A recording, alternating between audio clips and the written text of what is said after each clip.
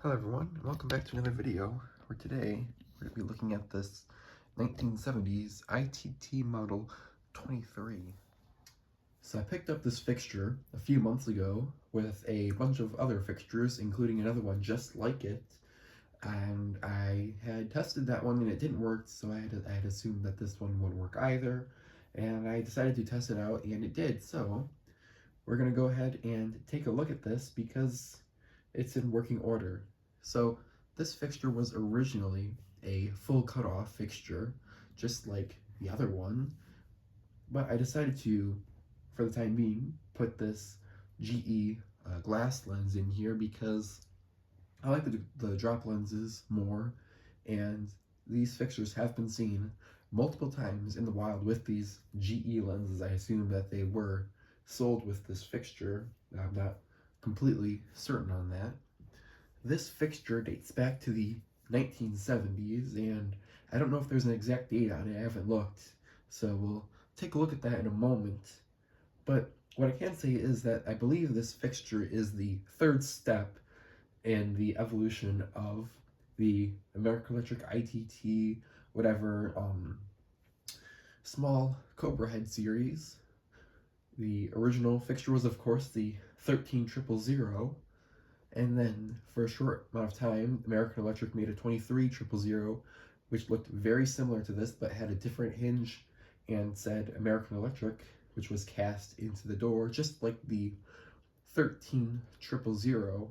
And then this fixture looks a lot like it, except it's ITT. There's a few minor changes, and then after that, there was the ITT version that was a little different and is a lot more common. And then there was the 113, and then the 115. So this is a little bit earlier in that evolution. So it makes it a little bit more unique, although it is still a high pressure sodium fixture, but it is a pretty early version. So it is still, I think, pretty neat. Let's take a look at the outside of the fixture. So we'll start by looking over here at the top, because there is actually some stuff of interest up here. The first thing we'll look at the back is there are two notches here. Now I believe there's another version of this that has external slip fitter bolts, and that's where those would be placed.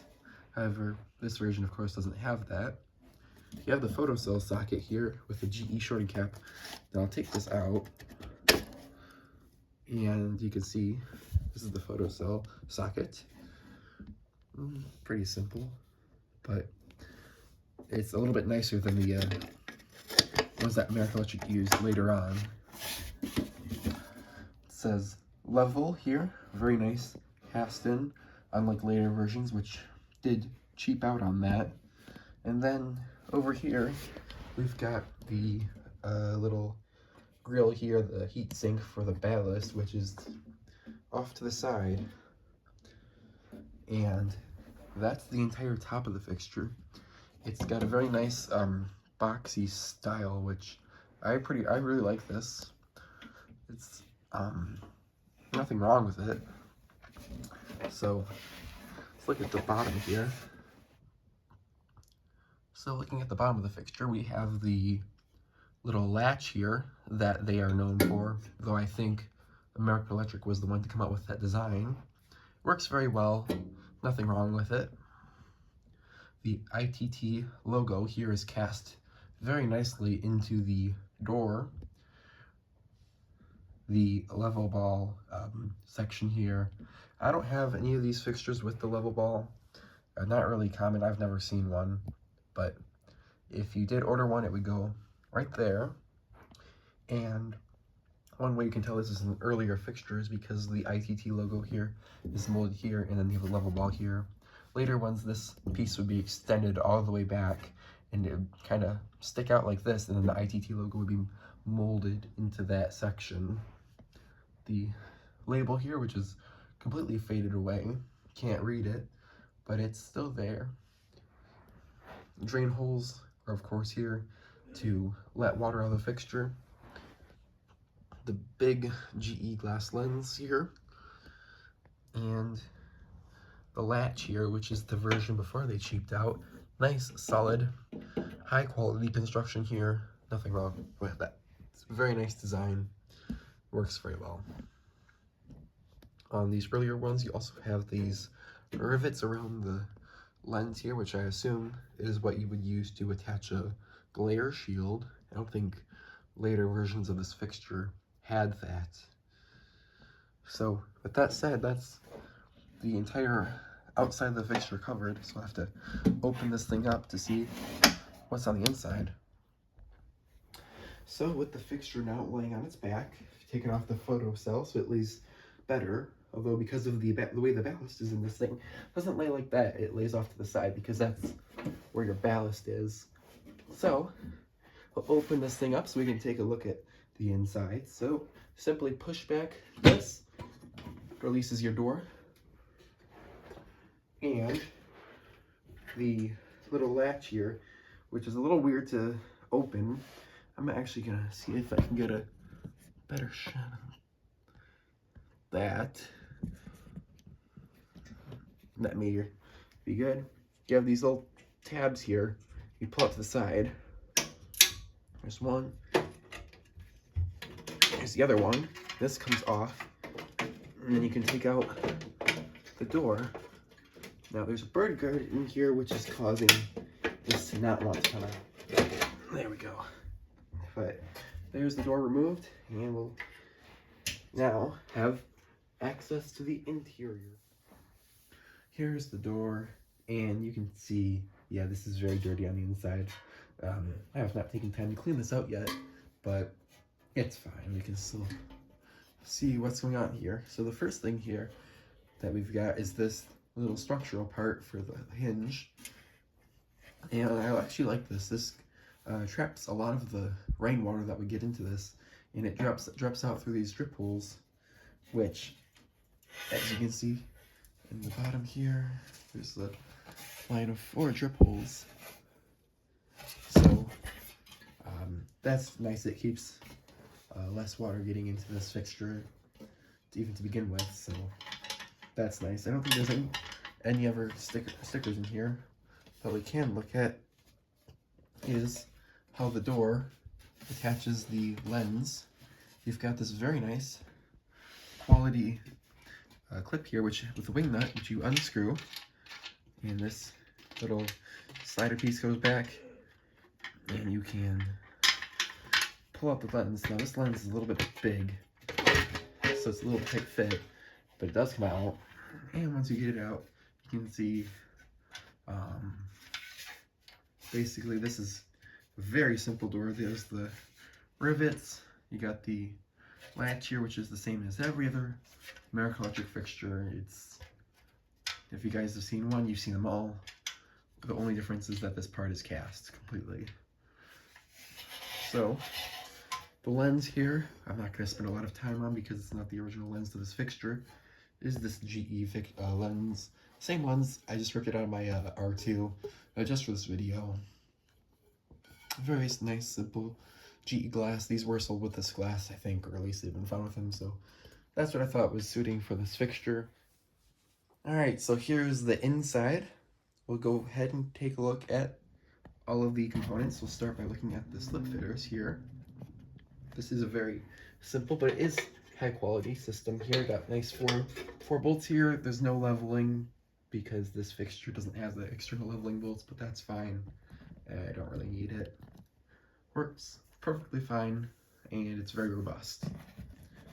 The terminal block here is relatively nice. It's a pretty big terminal block, although it's pretty rusty, so it would have been nice if that had used some higher quality, maybe stainless components, because once they get like this, it's harder to, they tend to get stuck and strip, so that's not really great, but I don't really think they intended on these being taken back down, so really that wouldn't be an issue. Photocell socket can be seen right next to the terminal block. And the next thing, of course, the coolest thing here is the ballast. The ballast on this has some text on it, but it's hidden under this plate that is securing it, so you can't really get a look at that. I'm not taking this out, but it's a pretty nice piece. It's nice that this ballast is mounted on this part where the heat sink is. Hopefully that keeps the ballast a little bit cooler than it normally would. And then next we have the starter card here, which is exposed, which I don't completely like, because that means all of these components are open and more susceptible to damage. I would much rather have those been enclosed in some sort of container to protect them. The other fixture that I have doesn't work, and I'm wondering if that starter card in that one is damaged. I haven't taken a close enough look at that, but that is one weak point. We've got the reflector here, which is the same as pretty much every other reflector. It's got the felt gasket and a little sticker, the bulb inside. This is the bulb that came with this fixture. It's a GE or something. Don't really care there, but there is a sticker on the inside, which is just a wiring diagram. Nothing too exciting. It's it's falling apart. The other one, though, is completely absent. Finally, up here at the front, we've got a little tab here to remove the reflector, and then where your latch connects in. The other thing to point out here is the little tag, 2273. Maybe this fixture was made in 1973. I don't know if they made it that long ago, but perhaps that's when this fixture is from. But either way, it is a very early high-pressure sodium fixture. And if you compare this to a different fixture, this ballast is really quite big. Here, I'll bring in my R2 for some comparison here. There's the R2, and you can see the size difference in those sodium ballasts. This one's really small.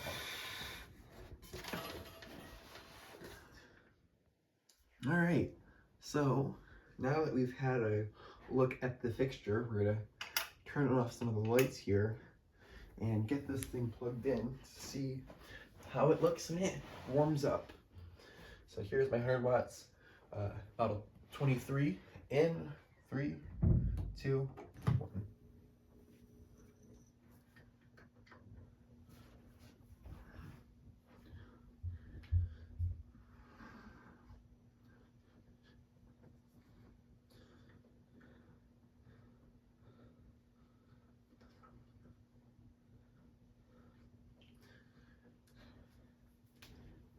I don't know how much life this bulb has left, but it does get pretty bright, and it's got a nice warm-up cycle, so pretty nice to have the original bulb to the fixture, at least the bulb that came with it, and be able to use it still.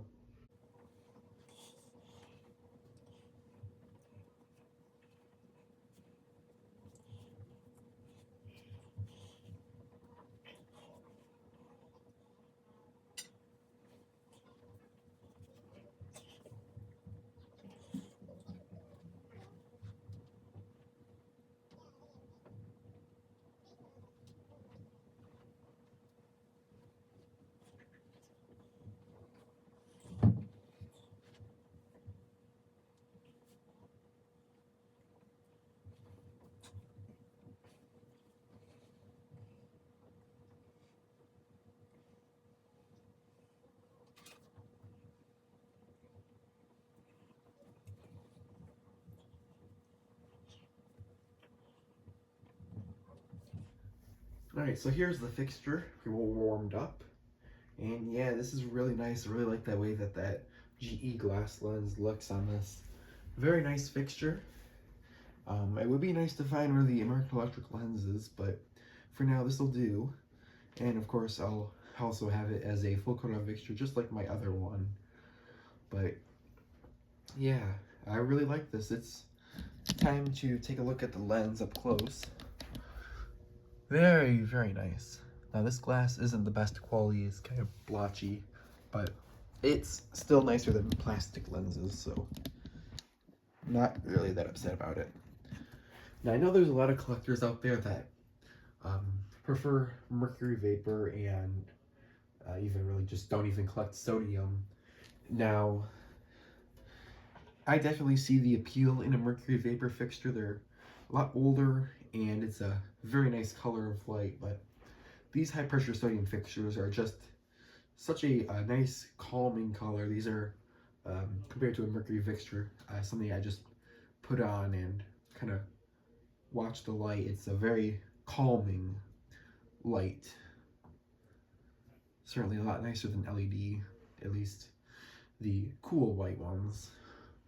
So go ahead and turn this off. That arc tube does get really warm.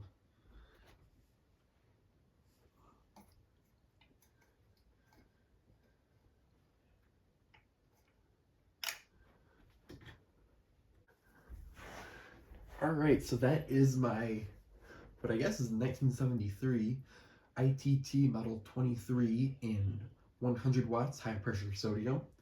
It's a very nice fixture. It's not in the best of condition, but it does still work, and I do like it quite a bit. It's a nice design, and it's held up pretty well over the years. So, hope you guys have enjoyed this video, and with that said, thanks for watching, and bye for now.